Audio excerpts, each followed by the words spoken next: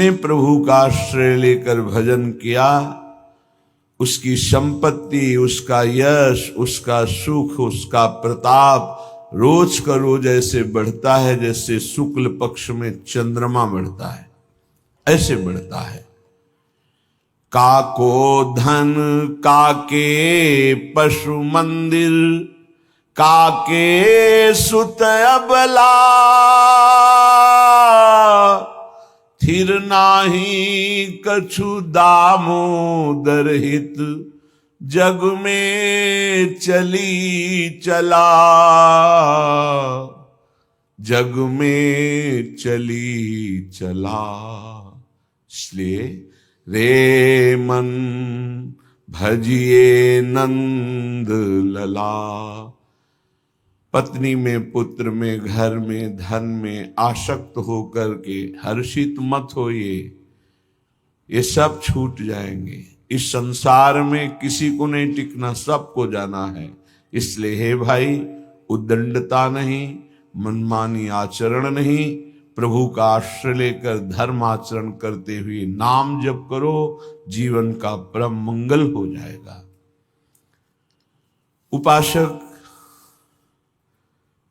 अपने इंद्रिय मन को किसी भी उत्सव का निमित्त बनाकर, किसी आनंद में प्रफुल्लित होकर या किसी विक्षेप को प्राप्त होकर कभी किसी विषय को स्वीकार न करे। बहुत ध्यान से सुनना, एक दिन की छूट तुम्हारे जीवन भर के लिए वो संस्कार रूप में फांसी बन जाएगी। ऐसी जगह आपको फंसा देगी, निकलना मुश्किल हो जाएगा। फंसना सहज है, निकलना मुश्किल है। हर भोग एक विशाल अथाह दलदल है, धंसते चले जाओगे, निकलना कठिन है। इस बात को दिमाग में चाहे लिख लो या डायरी पे लिख लो। हर भोग माया का ऐसा दलदल है कि जो इसमें एक बार चखने के लिए कूदा, वो धंसता चला गया। गुरु कृपा, हरि कृपा निकाल ले तो निकाल ले, या निकला हुआ महापुरुष निकाल ले, अन्यथा वो उसमें डूब ही जाता है। ऐसा दलदल है। जिसे वृंदावन धाम का आश्रय मिला, राधा नाम जपने को मिला, रसिकों का संग मिला, मानो प्रभु हमें बुला रहे हैं संसार चक्र से दूर करके अपने निज लीला रसास्वादन के लिए, लीला पात्र बनाने के लिए ये सब संयोग बैठा है। श्रीपाद कह रहे हैं, ऐसा वृंदावन जहां अत्युत्कृष्टे सकल विधया, श्रील वृंदावनेस्मिन् दोषान् दृष्टान् निजहत दृशा, वास्तवान् ये वदन्ति तादृक् मूढ़ा हरिहरि मम प्राण बाधेप्य दृश्याः, संभाव्याव कथमपि नहीं प्राय सर्वस्य हास्याः। हे भाई, तुम्हें यदि वृंदावन वास मिल गया है या आश्रय मिल गया है, आप 2-4 दिन के लिए ही वृंदावन को आए हैं, तो आप अपने भाग्य को सौभाग्य में बदलें, दुर्भाग्य में नहीं। यहां दोनों काम हो जाएंगे। आपका भाग्य सद्भाग्य में बदल जाएगा, और अगर आप सावधान हुए तो आपका भाग्य दुर्भाग्य में बदल जाएगा। बहुत पावर है, बहुत पावर है। जीव ही आप असत वृत्ति करेंगे तो वही पावर आपको असत की तरफ बढ़ा देगा। ध्यान रखना, भगवान की छाती से धर्म का प्रादुर्भाव हुआ है, भगवान की पीठ से अधर्म का, और दोनों भगवान से ही प्रकट हुए, धर्म और अधर्म, और दोनों सामर्थ्यशाली हैं।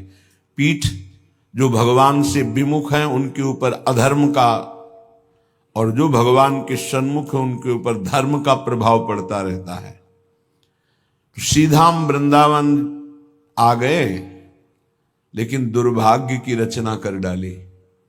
क्या? यहां के वासियों की निंदा करने लगे।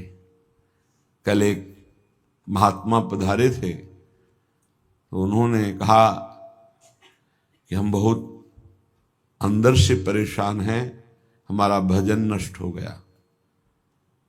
कई दिन हो गए, अगर 1 2 3 दिन तक भजन में बाधा पड़ रही तो भोजन का प्रभाव है, और इसके आगे अगर बढ़ गया तो फिर वैष्णव अपराध पक्का। दूसरा कोई और तो छोटी मोटी बातें सब भस्म हो जाती भजन करने वाले की। पहली बात, भोजन अशुद्ध हुआ तो 2-3 दिन, तो उनका नहीं तो बहुत लंबे समय से उनका वैष्णव अपराध। बोले हाँ, हमको भी आभास होता है। तो ऐसा यहां श्रीपाद कह रहे हैं, श्रील वृंदावनेस्मिन दोषान दृष्टान निज हत दृशा। वो अपना नाश करने का, दुर्भाग्य लिखने का कार्य शुरू कर दिया। क्या?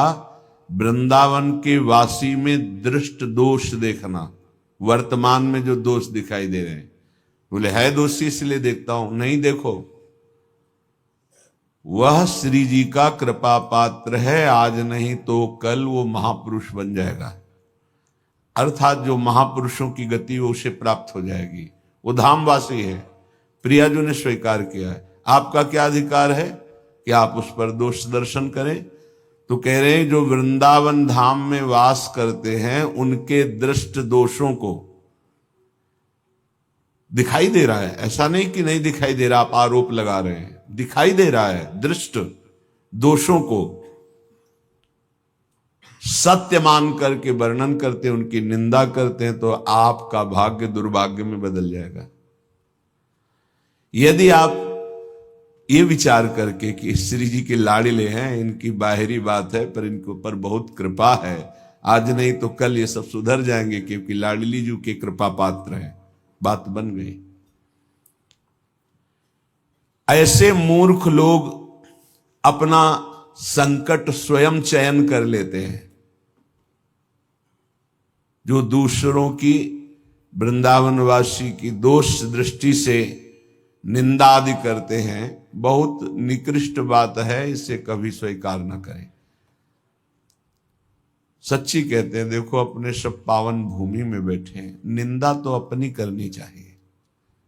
अंदर से देखो, ईमानदारी से देखो, जो हमारे अंदर कूड़ा करकट है इसकी निंदा करनी चाहिए कि मैं बहुत नीच हूं, हम पर इतनी कृपा है लाडली जी की, इतना दुलार कर रहे हो, हम उनकी दुलार को ठुकराए चले जा रहे हैं।